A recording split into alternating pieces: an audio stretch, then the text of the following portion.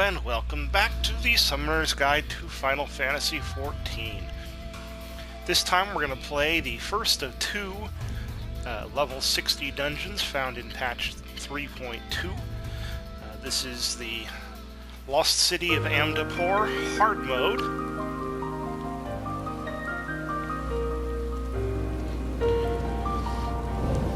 In all of the 3.x series,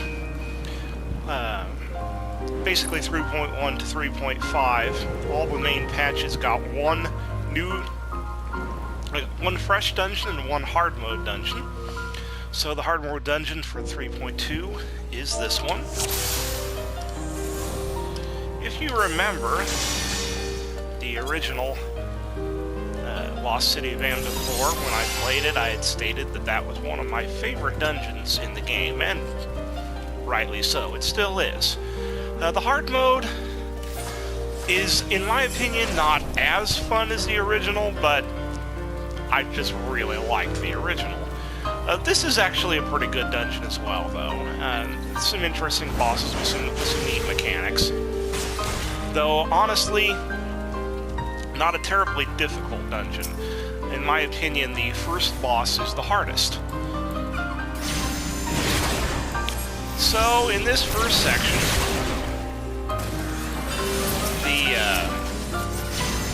killing the unfortunate eggs there will open up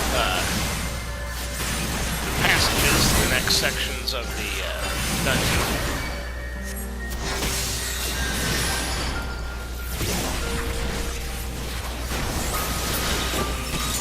And I'm really not sure what the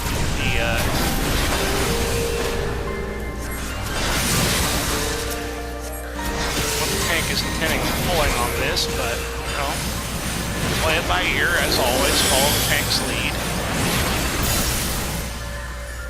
I mean, this is, again, this is not a difficult dungeon. This is actually, to be honest, one of the first level 60 dungeons I tanked. I had gotten one of my tanks on my main up to 60, and really not knowing what I was doing, my brother, who had not been playing for a while, came back for a free login weekend, and so I wanted to try my hand at tanking level 60 dungeons, and so my brother plays a healer, he plays a white mage, and is a very good healer, so I thought, if I'm going to just jump cold turkey into level 60 tanking, I might as well do it when I have a tank or a healer that I can trust. So that was an interesting experience, and tanking this dungeon, it is my firm opinion that the trash pulls are a lot harder than the bosses.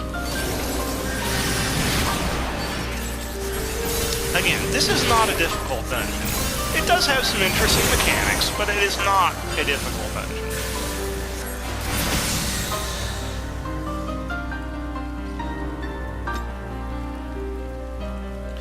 Alright, so this next section, you'll see down there's another unfortunate eggs section, and we're going to see how this tank handles it. Whether we go immediately to the eggs, or whether we try this first.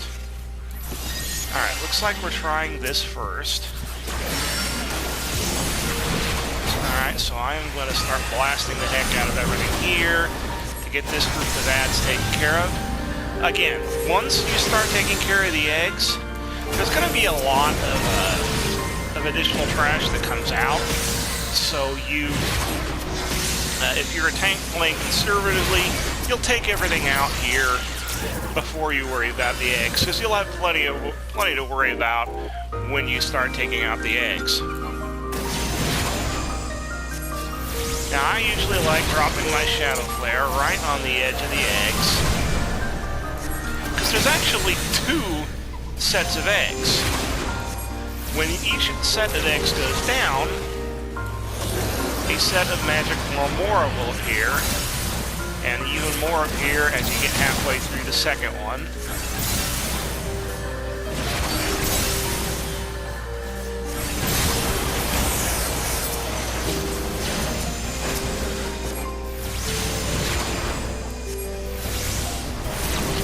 I am gonna save my ether flow stack attacks at this point. I should recharge them. Alright. So, that's all you need to get to the first boss. And as I said earlier, I think this is the hardest boss of the three.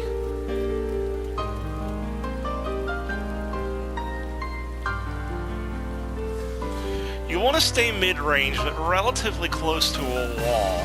And we'll know why in a moment. He basically has 3 moves that you have to worry about as a caster. And they're all Squama attacks. And we'll get to... Okay, Neurosquama, you plant your face into a wall until it goes off. Neurosquama will create a bunch of clones of the players who will shoot off cone AoEs in the direction that they were facing when the attack resolved. So as you can see, because we didn't all place them properly, they're putting big AoEs across the room. Now again, it's been a while since this dungeon was relevant content. Neurosquama, plant your face against the wall. See, because if you plant your face against the wall when Neurosquama resolves, your AoE is going to point right into the wall, and it becomes a complete non-factor. I guess I wasn't close enough for the death flare. That's unfortunate. Now, if you get targeted with the toxic Squama, that poison puddle is going to follow you around until either it expires or gets close enough to somebody.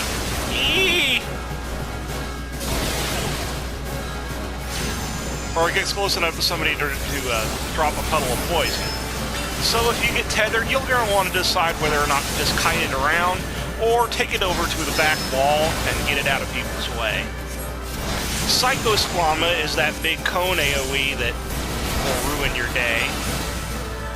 So I got tethered. So what I think I'm going to do, I'm just going to bait it to the wall. Let it resolve, get out of the way. Psychosquama getting out of that.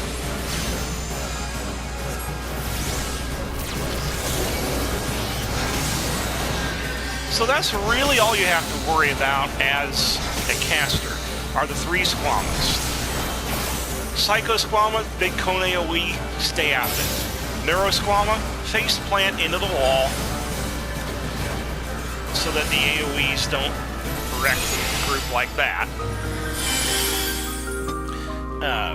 And the toxic Squama is going to be the tether. Either kite it away from the party or just run it up against the wall and trigger it to ensure that it doesn't get into a place where you're going to be getting the rest of the party in trouble. Yeah, back when this was relevant content and being played in the expert roulette, everybody knew to plant that Neurosquama against the wall, and so you never had to worry about the AoEs from it, because everybody face planted into the wall and it never affected anybody. Now, if you're the tank here,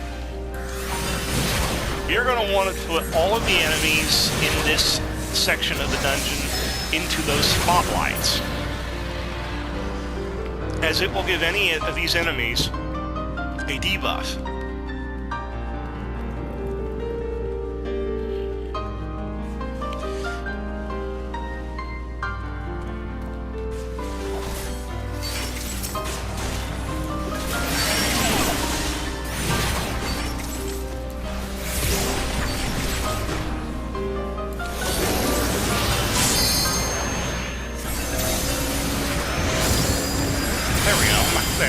Do it? Yeah, we're gonna do it. And you want to do it because those debuffs are significant. They do less damage, and they take less, and they take more damage.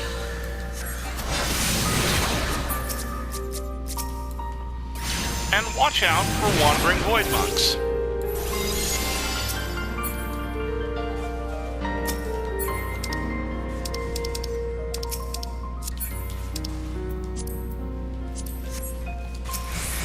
With the Void Monk, you can choose to try to pull it down to the next section, or keep it up here. Either way, get it into a spotlight if you're the tank.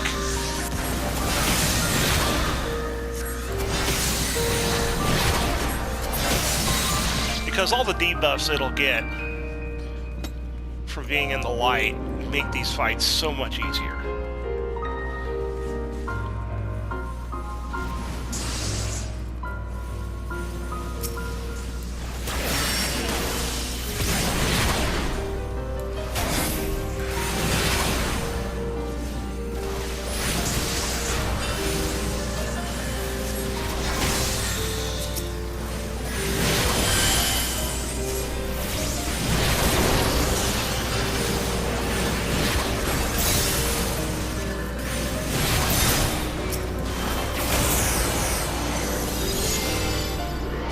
Should only be one more pull here, and then we're up to the second boss.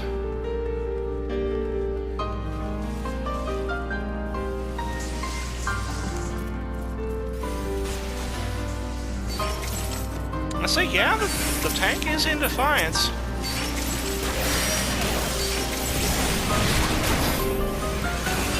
Now, word of warning on this particular pull. When you have taken care of all three of these guys, there will be an additional ad that shows up.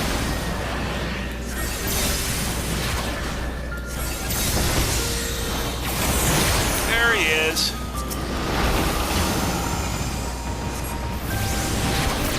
Alright, well, he's got the debuffs.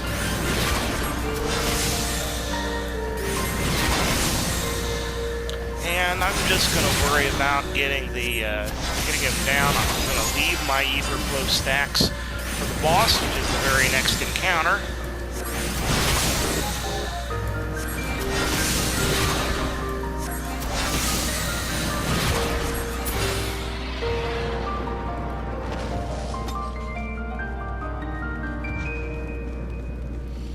Alright, so this guy does have a few mechanics to worry about, but really is not that hard of a boss.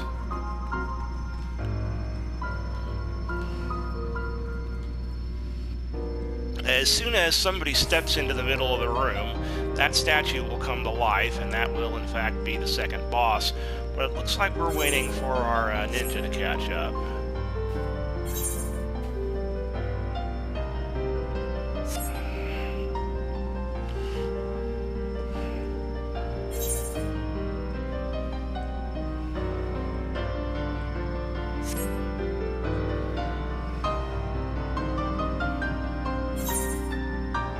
Oh, there he comes. Or she, case depending.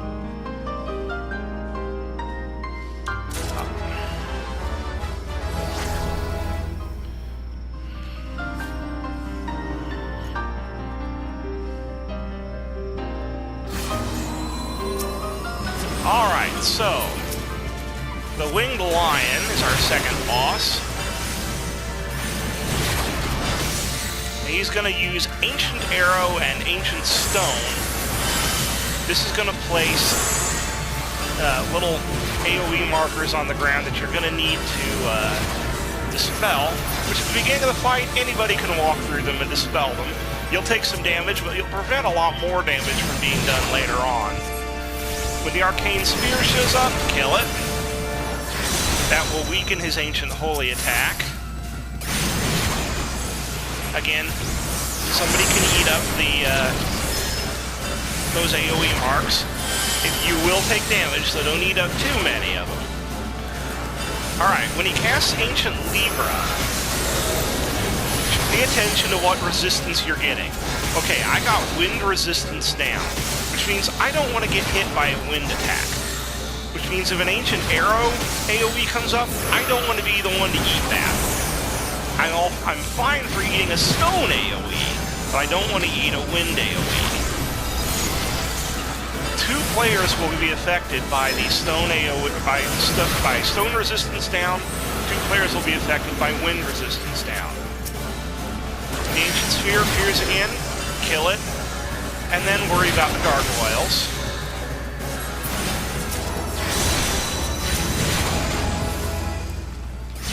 And the Holy. If these markers aren't eaten up in time, they will explode for raid-wide damage. Yeah, like that. Okay, I still have wind resistance down, so I really should not be the one to eat these markers.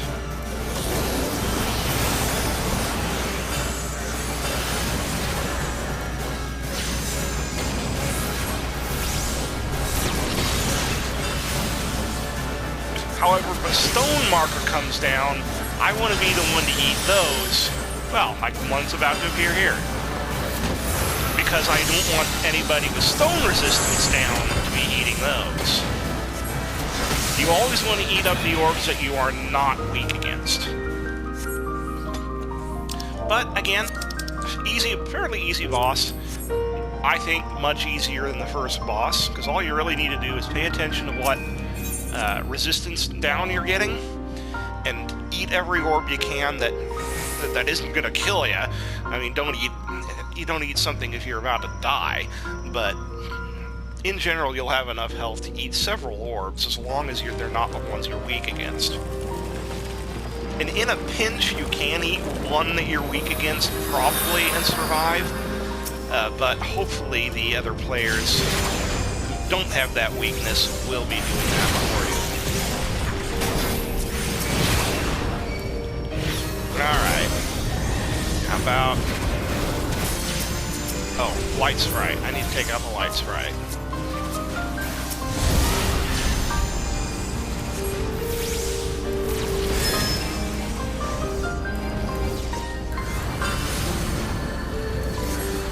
The light sprite is really what you should be taking out first. It has the most damaging attacks.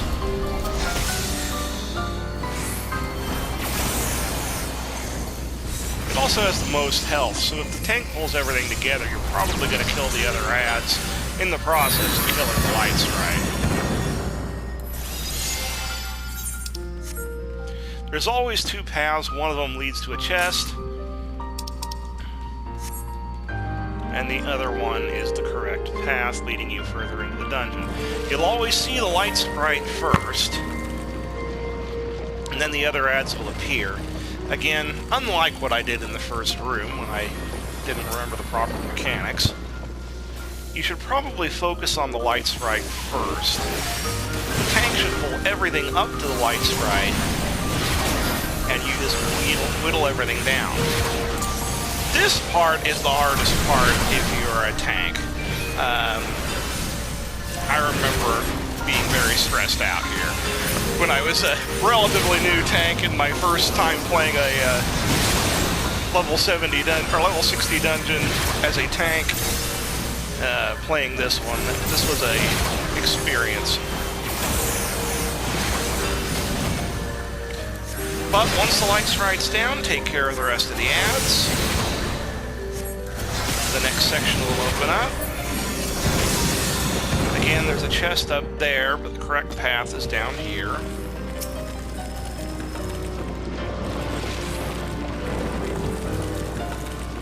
And this is the last section.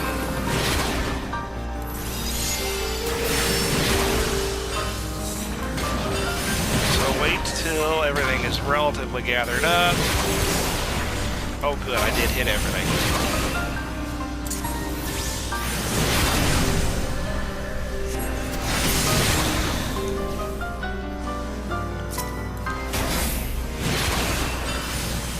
Not it. There we go. Mysterious light will cast blindness on everybody, and you can actually turn away to not get hit by it.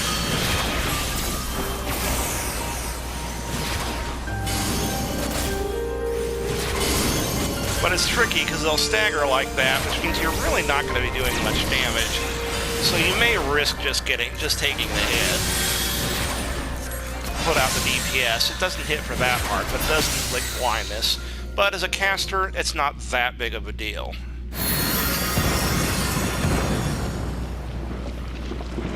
And now we come to the easiest boss of the three. They were experimenting with this boss in an attempt to make basically what is a white mage boss, which, if you think it doesn't sound like a great idea, you're right. This is not a hard boss at all. I applaud them for trying. I really do. But this boss is easy. Well, let's put it this way. When it was relevant content, when it was in the expert roulette, having just come out, we had a healer disconnect right at the beginning of this fight. Without a healer, we won. When it was new content. So this is not a hard boss at all. So for the first phase, she does some attacks, but focuses mainly on healing moves. So the tank can just mainly keep,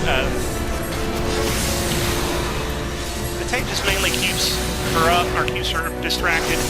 Pull her out of the regen field, because the regen field will heal her. She'll then teleport and cast Cure 4. If everybody is standing in the Cure 4 circle, it will actually lessen the effect of Cure 4 on the boss. So try to get inside the Cure 4 circle.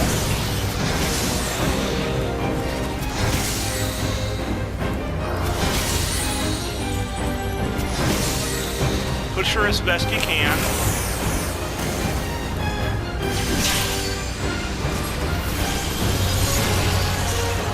Alright, now you do have to kill her 3 times. So that was the first. Now she's going to cast an ability called Reverse. This will cause all of her healing magic to basically become damaging magic. So now the regen field is actually a lead field. So again, the tank will want to pull her out of it. Cure 4 is now an AoE damage, or is now a shockwave damage move. So get away from it.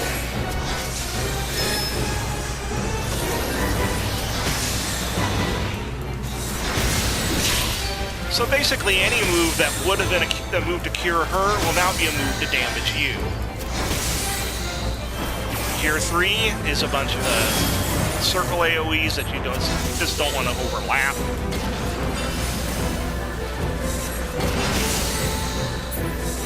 Alright, now in the third phase, she's going to alternate between healing and damaging. So keep an eye on the buff, so you know which one, but mainly you're just going to want to keep putting the damage out on her. Whenever she summons one of these Kudo attacks, or enemies, the high Kudo is will basically heal her when she's tethered to her. Oh, I wanted to be standing in that. But then later on she'll summon a low Kudo while she's in damage dealing mode, and that one will tether to one of your allies and cast a drain on them. Either way, you want to kill them quickly. Oh, there's the low, and it's tethered to me, so you'll know it's going to be basically attacking me pretty much incessantly until it dies. And that's really all you need to know about this boss. Keep her out of AoEs. Kill the ads as soon as possible. It's just an easy boss. Again, when it was new content, we beat it without a healer. That should tell you how easy this is. So that's really all you need to know about this one. Nice, quick and easy dungeon. Next up on the docket is going to be the story dungeon from 3.2, the Anti-Tower. So look forward to that. And until then, have a great day.